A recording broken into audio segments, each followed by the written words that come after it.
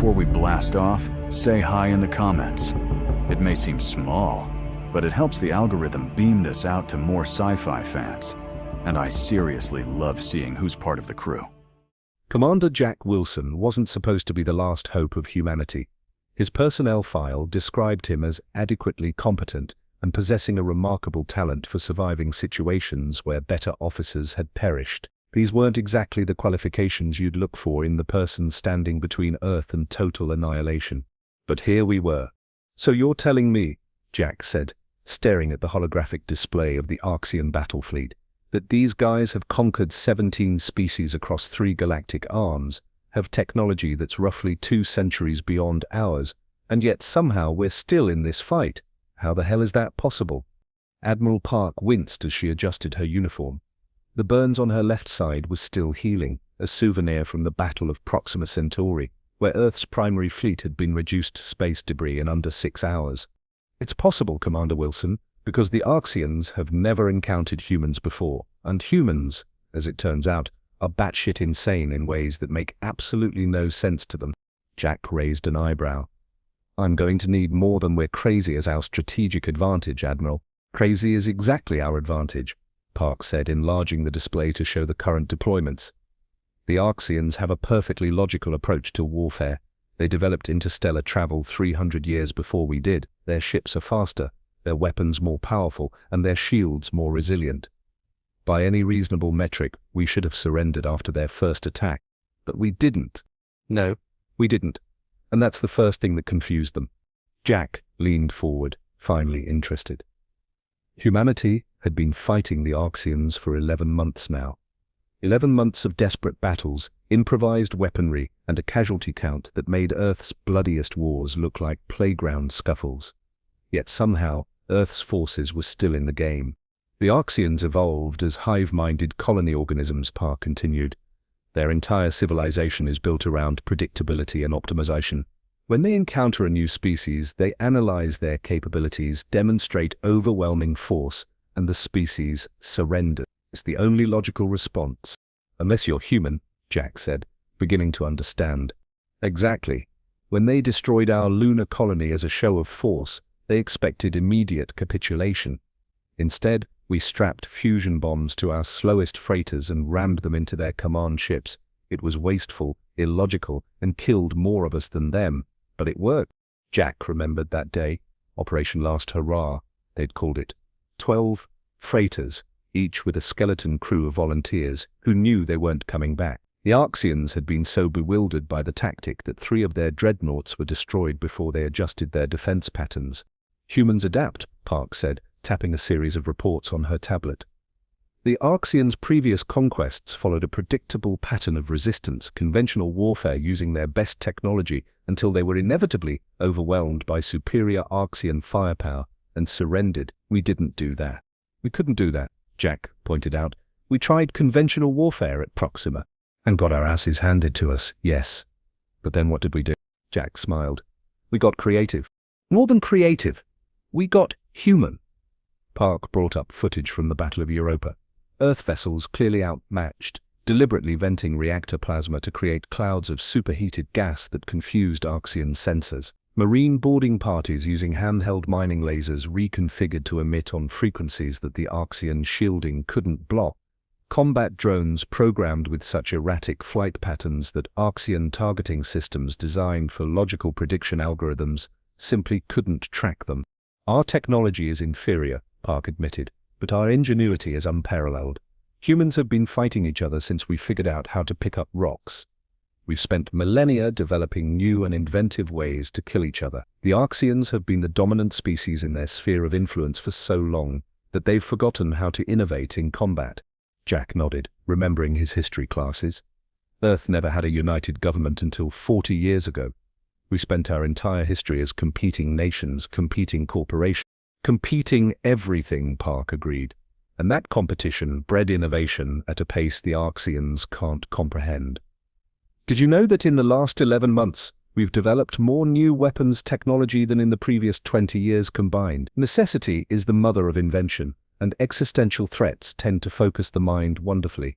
Jack studied the battle projections. "Still doesn't look great for us." No, it doesn't. Which brings me to the second human advantage, our curiosity. Park brought up a new set of schematics, ones Jack hadn't seen before. They appeared to be modifications to the FTL drive that powered Earth's interstellar fleet. Arxians use technology that's been refined over centuries. When they encounter a problem, they apply known solutions. When humans encounter a problem, especially one that might kill us, we start asking dangerous questions like what happens if we intentionally destabilize our faster-than-light drives near their flagship. Jack's eyes widened. You want to create artificial wormholes inside their fleet formation? Dr. Miller from the Ganymede Research Station suggested it last week. The Arxians would never consider such a tactic. It's horrifically dangerous and violates at least 6 fundamental principles of cautious FTL navigation. It could tear apart the fabric of space-time. It could, Park nodded, or it could create localized disruptions that would swallow half their fleet. The simulations are promising. The simulations could be wrong. Absolutely. We might destroy ourselves in the process, but that's humanity's third advantage. We're willing to take those risks. Jack sat back in his chair, processing. So our strategic advantages are that we're unpredictable, dangerously curious, and have a questionable approach to risk assessment. Don't forget adaptable, Park added. The Arxians take generations to implement significant changes to their tactics. We do it between breakfast and lunch. She pulled up one final display, the remains of an Arxian cruiser being studied at a hidden facility in the asteroid belt. The technology is remarkably specialized, perfect for the purpose it was designed for, but surprisingly inflexible. When we started using modified mining drones as weapons platforms, they didn't adapt their point defense systems for nearly 3 weeks. They're still using the same communication protocols they started with, even though we've cracked them twice. They're not used to having to change, Jack realized. Exactly. They're used to being the pinnacle predator, the ones who force adaptation on others. But humans, we've spent our entire existence adapting. We left the trees, spread across a planet with environments ranging from Arctic tundra to blazing deserts, and developed technologies to survive everywhere from ocean depths to vacuum. When faced with superior force, we don't just surrender, we innovate, adapt, and overcome. Jack studied the Arxian fleet movements again, seeing them with new eyes. Their formations were perfect, their coordination flawless, and utterly predictable. So, what's the plan, Admiral? How do we leverage these advantages? Park's smile was small but genuine. That's where you come in, Commander. I'm giving you Task Force Omega. 30 ships, the most unconventional captains we have left, and carte blanche to be as unpredictably human as possible. You want me to fight illogically. I want you to fight humanly. Use what makes us different. The Arxians expect us to either fight conventionally and lose, or surrender. I need you to show them option 3. Jack looked at the manifest for Task Force Omega. It was a hodgepodge of vessels, everything from converted luxury liners now bristling with weapons to experimental ships that hadn't completed proper safety certification. The crew rosters were equally eclectic, former pirates serving alongside academic researchers, civilian volunteers mixed with hardened military veterans. This isn't a proper military force, he observed. No, Park agreed. It's a human one. Diverse, adaptable, curious, and just crazy enough to try the impossible. Our analysts give us 3 weeks before the Arxians break through our final defensive line. I need you to make sure that doesn't happen. Jack studied the tactical display one more time. The Arxian formations were indeed perfect, too perfect. There were patterns there, rhythms that could be disrupted if approached with sufficient creativity. I'll need access to the civilian research networks and permission to requisition experimental technology without the usual approval chain. Done, Park said without hesitation. And I want Ellie Spencer as my tactical officer. Park raised an eyebrow. Dr. Spencer is a theoretical physicist, not a military officer. Exactly. She thinks in ways no military strategist ever would. If we're going to outthink an alien species that's been dominating interstellar warfare for centuries, we need someone who doesn't think like a soldier. For the first time, Park smiled fully. This is exactly why I chose you, Wilson. You understand what we need. I understand that conventional thinking will get us all killed, Jack replied, standing up. When do I ship out? 12 hours. Your command vessel will be the Audacity. Jack nearly laughed. The cruise liner we retrofitted last month? That thing's held together with duct tape and optimism.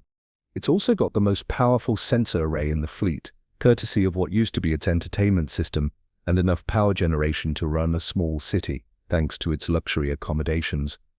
Unconventional problems require unconventional solutions, Commander. Jack saluted, his mind already racing with possibilities. Humanity stood on the brink of extinction, outgunned and outmatched by an enemy that had never known defeat. But as he reviewed the capabilities of his mismatched fleet, Jack felt something unexpected. Hope. The Arxians had centuries of military dominance behind them. But humans? Humans had something better: desperation, innovation, and a stubborn refusal to accept impossible odds. Task Force Omega will be ready, he promised. And I guarantee the Arxians have never seen anything like what we're about to throw at them. As he left the Admiral's office, Jack was already making mental notes. The Arxians thought war was a science. Humans knew better.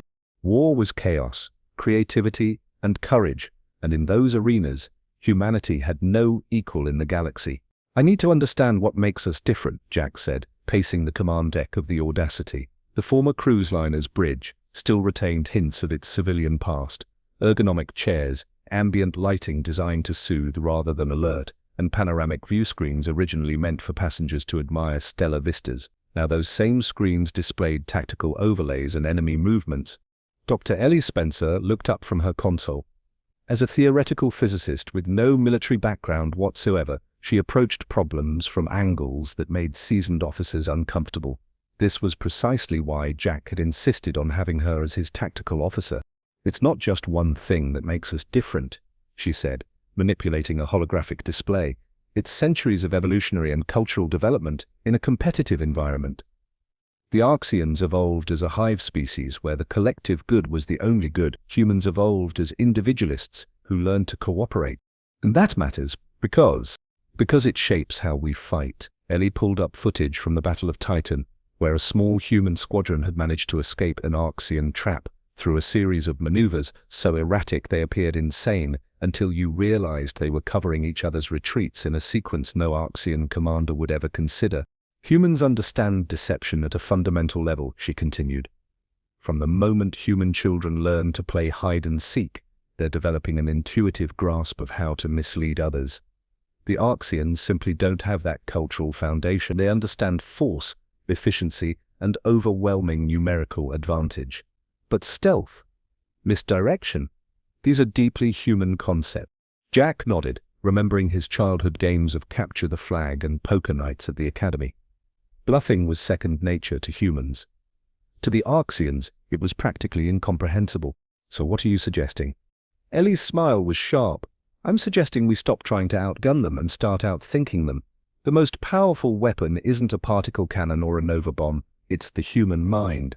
The tactical officer brought up a map of the contested Epsilon sector. Look at their deployment pattern.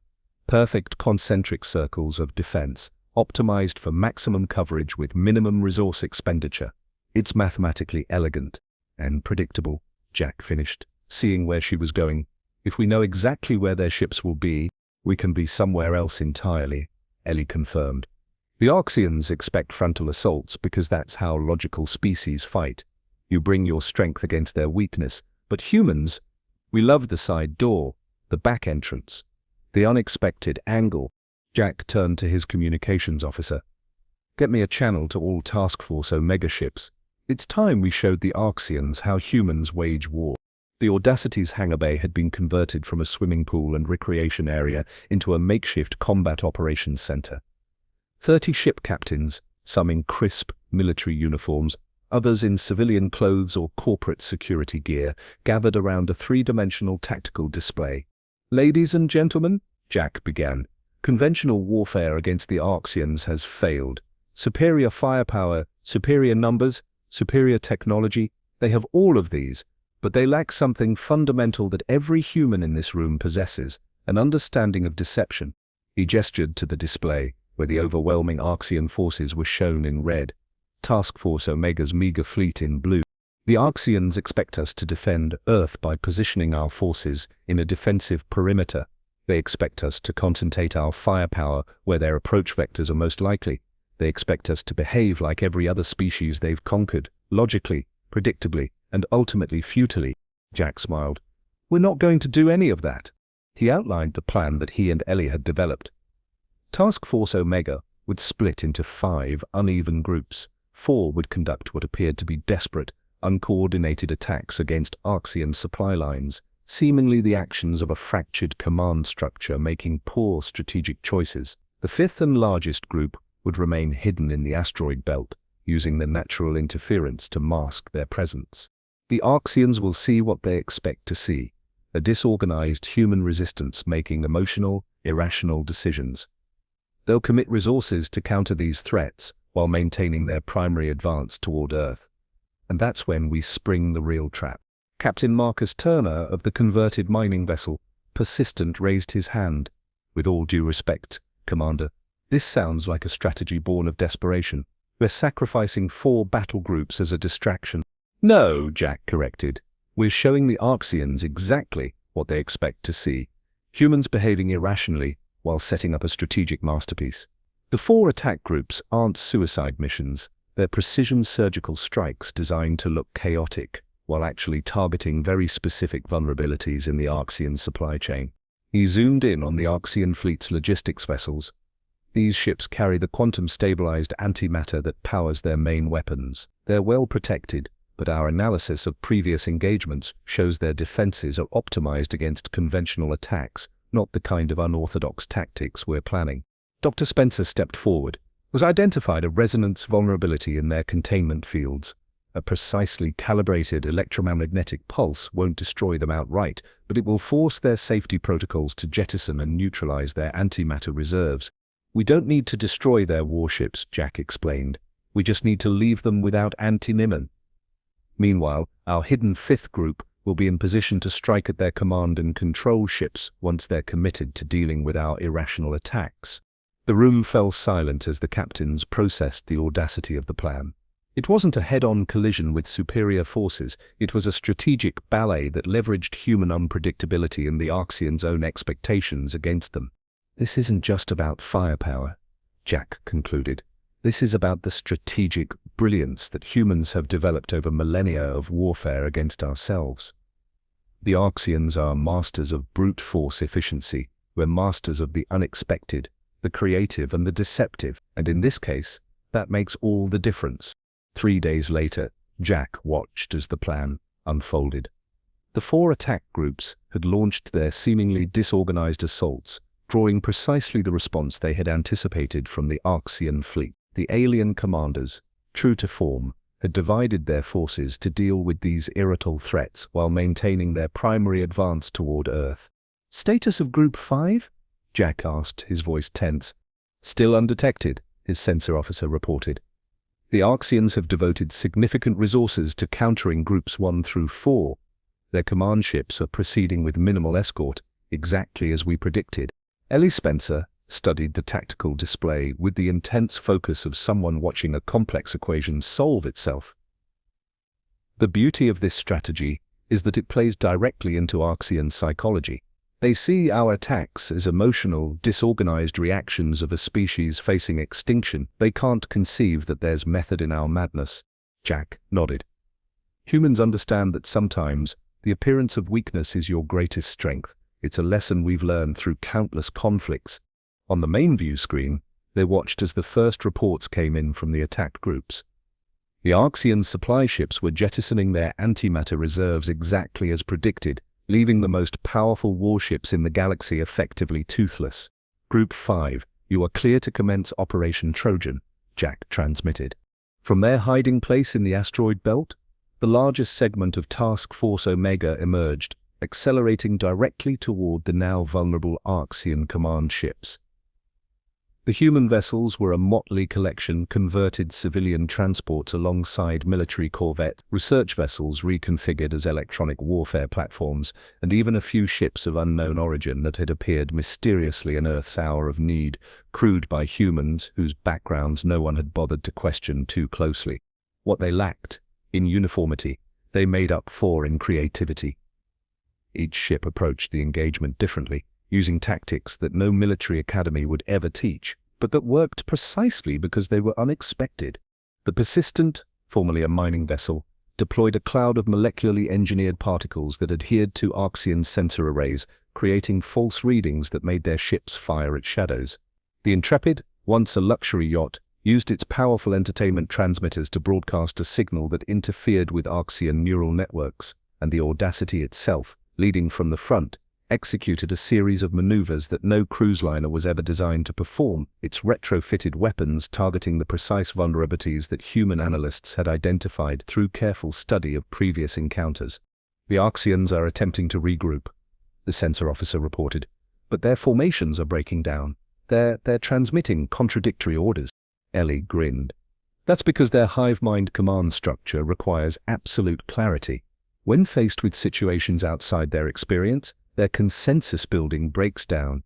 Individual commanders start making decisions without waiting for collective agreement. And that," Jack said with satisfaction, "is exactly what we wanted. Humans thrive in chaos.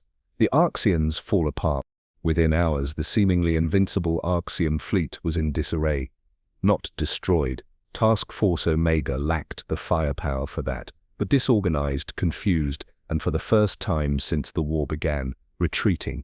As the human ships regrouped, Jack received transmission requests from each of his attack groups. Despite being assigned what had appeared to be suicide missions, all 4 had survived, battered, with casualties but intact. "How?" he asked Captain Samantha Webb of Attack Group 2, whose ships had taken on an Arxian heavy cruiser squadron. Her face on the view screen was smudged with soot, a bandage covering one eye, but her smile was triumphant.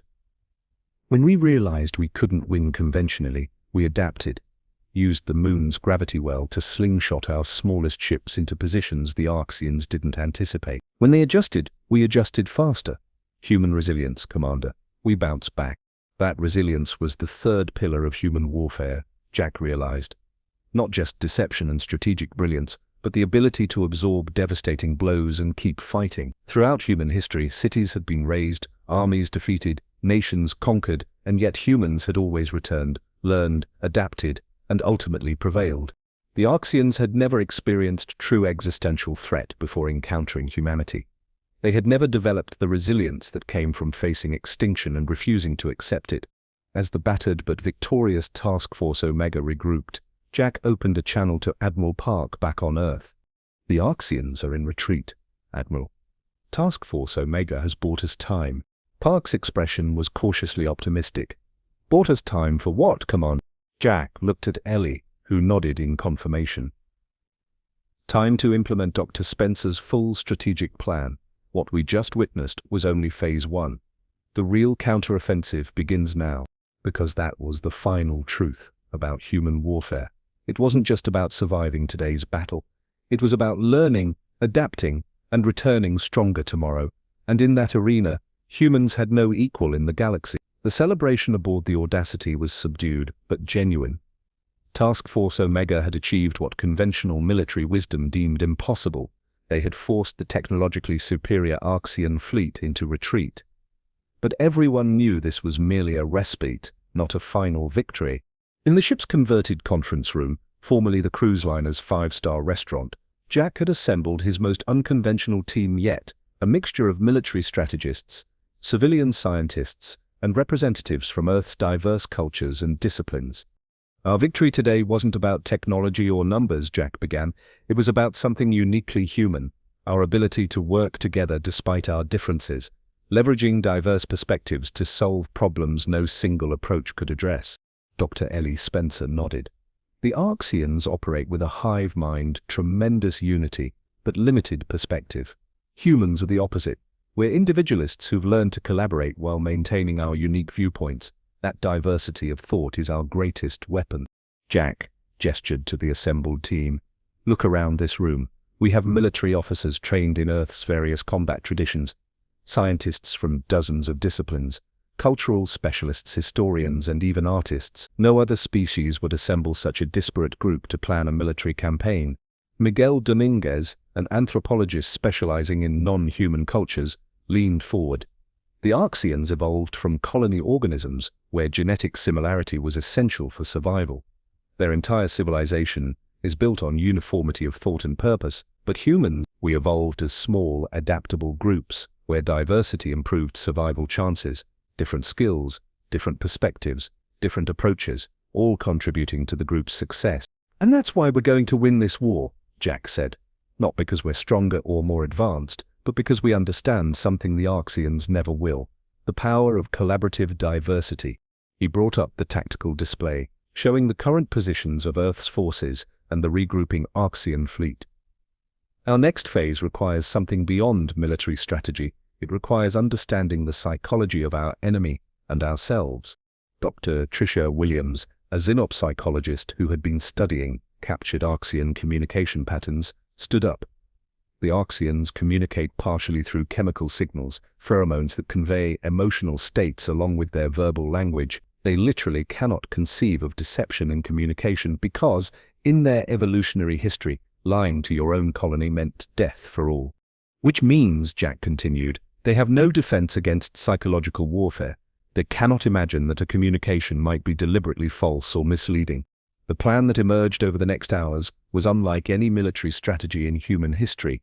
It combined elements of battlefield deception with deep psychological insights, cultural manipulation, and technological innovation. Earth would not just fight the Arxians, it would confuse them, mislead them, and ultimately demonstrate that their entire approach to interstellar warfare was fundamentally flawed. The Arxians believe warfare is about superior force meeting inferior force and winning through efficiency. Jack summarized. "We need to show them that human warfare is about the mind as much as the muscle, about understanding your enemy so thoroughly that you can predict and manipulate their actions." Miguel nodded. "In human history, many wars were won not by the side with superior weapons, but by the side that better understood their opponent's culture, values, and psychological vulnerabilities." "Exactly," Jack said. "And that's our path forward." 1 week later, the Arxian fleet encountered something unprecedented in their centuries of conquest: a human diplomatic vessel, unarmed and broadcasting on all frequencies, requesting direct communication with the Arxian High Command. The Arxians, predictably, captured the vessel and brought its crew before their leadership council. What they couldn't know was that every member of that diplomatic team had been carefully selected for their roles in what was perhaps the most audacious psychological operation in human military history. While the diplomatic vessel occupied the Arxians' attention, the real operation was taking place elsewhere. Task Force Omega had deployed hundreds of small, stealthy drones throughout Arxian-controlled space. These drones didn't carry weapons. They carried information, broadcasting directly into Arxian communication networks. What they transmitted was a carefully crafted narrative, one that played on Arxian cultural values and fears, suggesting that their current leadership had made catastrophic strategic errors in engaging with humans. The transmissions included selectively edited footage of human victories, presented in ways that emphasized human resilience, while suggesting Arxian vulnerability. "The beauty of this approach," Ellie explained to Jack as they monitored the operation from the Audacity, "is that the Arxians have no concept of propaganda. Their communal nature means information is always shared honestly within the collective. They have no cultural defense against deliberate misinformation, and no experience with the kind of internal political divisions that humans have navigated for millennia," Jack added. "We're not just fighting their ships, we're introducing doubt into their previously unified command structure." Within days, the effects became apparent. Arxian fleet movements grew hesitant. Different battle groups began operating independently rather than in their usual perfect coordination. Intercepted communications revealed growing disagreement among their leadership caste. "They're experiencing something entirely new to them," Miguel observed. "Political factionalism. Different interpretations of the same events leading to different strategic conclusions." Jack nodded. "We're not just teaching them about human warfare, we're inadvertently teaching them about human politics. And they're discovering that the two are inseparably linked." The collaborative human approach had achieved what superior firepower never could. It had introduced uncertainty into a previously monolithic enemy, and humans who had lived with uncertainty and diversity of thought throughout their history were perfectly positioned to exploit this new advantage. 3 months after Task Force Omega's initial victory, representatives from 17 spacefaring species gathered on the neutral ground of Proxima Station to discuss the changing galactic landscape. The Arxian threat had receded, not defeated, but contained for the first time in centuries of their expansion. Jack, now Admiral Wilson following Park's retirement, represented Earth at this unprecedented gathering. As he looked around the assembly, he saw species that had evolved under gas giants, in methane oceans, through silicon rather than carbon biology, a diversity of life and thought that made even Earth's varied cultures seem homogeneous by comparison. Yet, despite their profound differences, all 17 species shared one thing. They had either been conquered by the Arxians or lived in fear of Arxian expansion. Until humans entered the galactic stage. "The galaxy stands at a crossroads," began the Nilarian ambassador, her translucent appendages shimmering with bioluminescent communication patterns. "For centuries, the Arxian dominion has expanded unchecked, absorbing or destroying all in their path. Now, for the first time, they face a species they cannot simply overwhelm. We must understand what this means for our collective future." Jack stepped forward when it was his turn to speak. "Humans don't claim to be superior warriors or technologists. Many of you have civilizations thousands of years older than ours. What humans bring to this gathering is something different, adaptability born from our diverse and often contentious history." He activated a holographic display showing Earth's historical conflicts and their resolution. "Humans have fought each other over resources, territory, ideology, and sometimes simply misunderstanding, but we've also learned to make peace, to build alliances, and to find strength in our differences rather than demanding uniformity." The assembled representatives murmured among themselves, their various communication methods creating a symphony of sounds, lights, and chemical signals. The Arxians represent a philosophy of conquest that sees diversity as inefficiency, individuality as weakness, and difference as something to be eliminated. Humans represent the opposite philosophy, that diversity creates resilience, that different perspectives generate innovation, and that true strength comes not from enforced uniformity, but from collaborative difference. The Tellurian delegate, a being of living crystal, vibrated in what Jack had learned was their expression of agreement. "This matches our observations. The human vessels we encountered did not fight as a uniform force, but as individuals working in concert, each bringing unique approaches to the battlefield." "Precisely," Jack confirmed. "And that is why humans matter in this new galactic reality. Not because we're inherently superior warriors, but because our entire evolutionary and cultural history has prepared us to thrive in exactly the kind of diverse, complex environment that interstellar cooperation requires." Over the following days, the conference evolved from a simple strategic alliance against the Arxians into something more profound, the foundation of a new approach to galactic governance, one where diversity was celebrated rather than eliminated, where different species contributed their unique strengths to collective challenges, and where conflict was addressed through understanding rather than dominance. Jack found himself increasingly drawn into diplomatic rather than military conversations, the skills that had made humans unexpected masters of interstellar warfare. Adaptability, creative problem-solving, and the ability to work across profound differences proved equally valuable in building peace. As the conference concluded, Jack stood with Ellie Spencer on Proxima Station's observation deck, watching ships from 17 different species departing toward their home systems, each carrying the seeds of a new galactic understanding. "You know," Ellie said thoughtfully, "when this war began, everyone expected humans to lose because we lacked the Arxians' technology, numbers, and military experience. And yet here we are," Jack replied, "hosting a conference on galactic cooperation. Because what makes humans special isn't our capacity for warfare. It's our capacity for understanding others, for adapting to new circumstances, and for finding strength in our differences. We didn't just teach the galaxy how humans fight, we taught them how humans build." Jack smiled, watching as the last ships disappeared into FTL, carrying humanity's most important export to the stars. Not our weapons or technology, but our hard-won understanding that true strength comes from embracing diversity rather than fearing it. The stars had never looked brighter. 5 years after the Arxian Accords, the peace agreement that had formally ended hostilities between Earth and the Arxian Dominion, Admiral Jack Wilson stood on the observation deck of Harmony Station, Earth's newest and most ambitious diplomatic outpost. The massive rotating structure orbited in neutral space between 3 major galactic regions, serving as the headquarters for what had become known as the Concordance, an alliance of 34 spacefaring species committed to mutual defense and peaceful cooperation. Still hard to believe sometimes, isn't it? Dr. Ellie Spencer said, joining him at the viewport. No longer just a theoretical physicist, she now headed the Concordance's Threat Assessment Division, applying her analytical genius to predicting and preventing conflicts before they began. Jack nodded, watching as vessels from a dozen different species docked with the station. 5 years ago, humans are fighting for survival against an enemy we couldn't possibly defeat through conventional means. Now we're hosting galactic security summits. And for good reason, Ellie replied, her expression growing serious. The void phenomenon in the Cygnus arm is expanding. 3 systems gone dark in the past month alone. Jack frowned. The void phenomenon had first been detected 2 years earlier.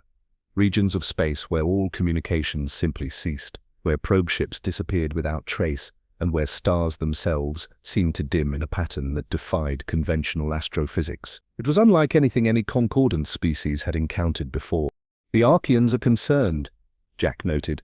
Their high command sent a formal request to join the expedition fleet. Ellie raised an eyebrow. The same Archeans who nearly conquered Earth? Asking to serve under human command? Times change, Jack said, with a slight smile. Or maybe they've finally figured out what we knew all along, that some threats are too big to face alone. He turned as the door to the observation deck slid open. Ambassador Thomas Reed entered, accompanied by representatives from 6 different species, the Concordant Security Council's core membership. Admiral Wilson, Reed greeted him. The Council is ready for your briefing on Operation Guardian. Jack nodded and followed them to the conference room. As he did, he couldn't help but reflect on the strange path that had led humanity to this position. Barely a century into their venture into interstellar space, humans had become the linchpin of the largest cooperative military alliance in known galactic history. Not because they had the most advanced technology, they didn't.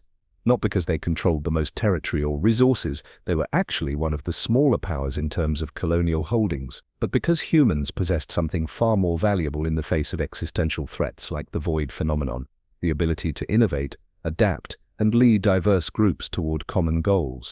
The conference room's holographic display showed the known extent of the void phenomenon, a spreading darkness that had already consumed 17 star systems and showed no signs of slowing. What we're facing, Jack explained to the assembled representatives, is unlike any conventional threat. It doesn't communicate, it doesn't negotiate, it simply consumes. Our standard approaches to conflict resolution are meaningless here. The Tellurian representative's crystalline body vibrated with concern. The void has already claimed 2 of our observation outposts. Our most advanced sensors detected nothing until the moment of disappearance. The Archeans have lost an entire battle group, added their representative, a rare admission of vulnerability from the once dominant power. No distress signals, no debris. Simply gone. Jack nodded grimly. Which is why Operation Guardian represents a fundamental shift in our approach. We're not just adjusting a military response, we're creating a multi-species, multidisciplinary effort, unlike anything attempted before. He detailed the plan that Earth strategists had developed in collaboration with scientists and military leaders from across the Concordance. Operation Guardian would deploy not just warships but research vessels, cultural specialists, and even philosophers and artists, a comprehensive approach to an incomprehensible threat. Humans have learned through our own history that the greatest threats often require more than just military solutions, Jack explained.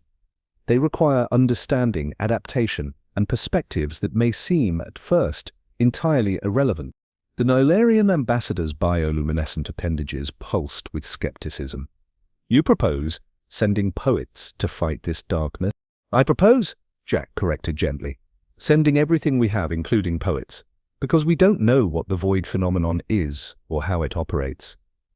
And in the face of such profound uncertainty, diversity of approach is our greatest weapon.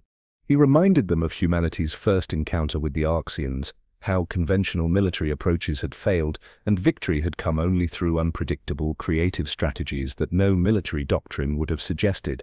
What humans bring to the Concordance isn't superior firepower or technology, Jack said. It's our hard-won understanding that the most devastating threats often require thinking beyond conventional warfare. Sometimes the scientist, the diplomat, or yes, even the poet sees what the soldier cannot. The Security Council members exchanged glances, their various methods of communication creating a symphony of sounds, lights, and electromagnetic signals that the station's advanced systems translated into a shared understanding. This approach is unconventional, the Telsarian representative observed. Precisely why it might succeed, Jack replied. Conventional approaches have already failed.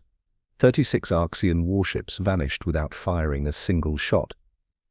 If this threat could be addressed through overwhelming firepower, the Arxians would have already solved it.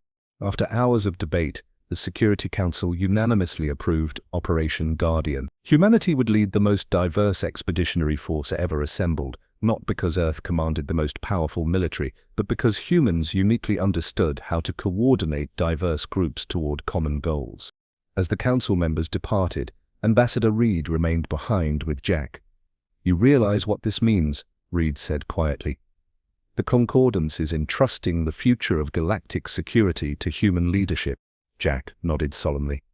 "Not because we're the strongest, but because we've learned lessons that other species are only beginning to understand, that true security comes not from dominance but from cooperation. Not from uniformity but from diversity of approach. A lesson we learned through thousands of years of conflict with ourselves," Reed observed. "And now we get to teach it to the stars," Jack replied. 6 months later, Jack stood on the bridge of the Concordance, the newly commissioned flagship of Operation Guardian. Unlike any vessel in human history, the Concordance had been designed from the keel up to accommodate crew members from 17 different species, each bringing unique capabilities and perspectives to the mission. "Final preparations complete, Admiral," reported Commander Sarah Mitchell, his human executive officer. "All 37 ships report ready for departure." Jack surveyed the bridge crew. Humans working alongside beings evolved under gas giants, in methane oceans, through silicon rather than carbon biology. Each station was staffed by the species best suited to its function. Narlarians with their 16 spectrum vision at sensors, Telsarians whose crystalline bodies could process vast data streams at navigation, Arxians whose hive mind capabilities coordinated the fleet's movements with unprecedented precision. "Who would have imagined this 5 years ago?" Jack said quietly to Ellie, who stood beside him as the expedition's chief scientist. Humans, Arxians and 32 other species embarking together to face an unknown threat. "It's exactly what makes us the right species to lead this mission," she replied. "Humans don't just adapt to new circumstances, we thrive on them. We're comfortable with diversity in a way other species are only beginning to learn." Jack nodded, remembering humanity's long history of alliance building, of turning former enemies into essential partners. From the blood-soaked battlefields of Earth's past had emerged international cooperation, unlike anything that had come before. Humans had learned painfully over centuries that true security came not from isolation but from connection. "Commence departure sequence," Jack ordered. "All ships form up in Guardian Formation Alpha." The Concordance moved gracefully away from Harmony Station, 36 other vessels, each representing a different member of the Alliance, taking position around it. Together they formed a pattern that symbolized the Concordance's founding principle: diversity operating as unity, each contributing their unique strength to the collective. As the fleet prepared to enter faster-than-light travel toward the expanding void phenomenon, Jack addressed all 37 ships. "We embark today on a mission unlike any other in galactic history," he began. "We face a threat that has already consumed worlds, extinguished stars, and defeated conventional military approaches. We do not know what awaits us at the edge of the void." He paused, looking around at his multi-species bridge crew. "But we do know this. Whatever we encounter, we face it together. Not as humans, Arxians, Nilarians, or any single species, but as representatives of all sentient life. We carry with us not just weapons, but understand, not just technology, but wisdom gathered across dozens of evolutionary paths." The fleet accelerated toward its FTL jump point, the stars beginning to elongate on the view screen. "Humanity's greatest contribution to galactic security isn't our military might," Jack continued. "It's our understanding that the strongest defense comes from combining diverse perspectives, that the most powerful shield is built from cooperation, not domination. That true guardianship means protecting diversity, not enforcing uniformity." As the fleet vanished into faster-than-light travel, bound for the edge of known space and whatever waited beyond, Jack felt a profound sense of purpose. Humans had emerged from their first interstellar war not as conquerors but as connectors, the unexpected guardians of a galactic community more diverse and resilient than any single species could achieve alone. The void awaited, its nature unknown, its threat unprecedented. But facing it was not just a single species with limited perspective, but the combined wisdom, technology, and determination of 34 different evolutionary paths, and leading them were humans, the youngest member of the galactic community, but the one most prepared by their own tumultuous history to forge unity from diversity, strength from difference. FTL transition complete, reported the Telesurian navigator. All ships accounted for. Estimated arrival at void perimeter in 3 days. Very good, Jack acknowledged. He gazed at the swirling dimension shift of FTL travel on the view screen, a fitting metaphor for the journey humanity had taken from fighting for survival against the Arxians to leading a unified response to a threat that endangered all sentient life. Whatever waited at the edge of the void, humanity would face it as they had faced every challenge in their history, with creativity, adaptability, and an uncanny ability to build connections across even the most profound differences. Not as conquerors, but as guardians, not seeking to dominate the galaxy, but to ensure it remained a place where diversity could thrive.